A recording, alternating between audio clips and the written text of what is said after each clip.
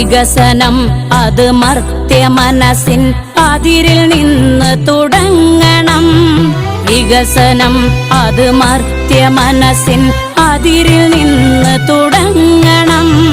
വികസനം അത് നന്മ പൂക്കും ലോക സൃഷ്ടിക്കായിടാം. വികസനം അത് നന്മ പൂക്കും ലോക സൃഷ്ടിക്കായിടാം.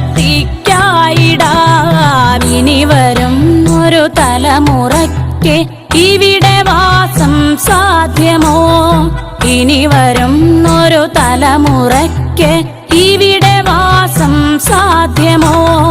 മലിനമായ ജലാശയം അതിമലിന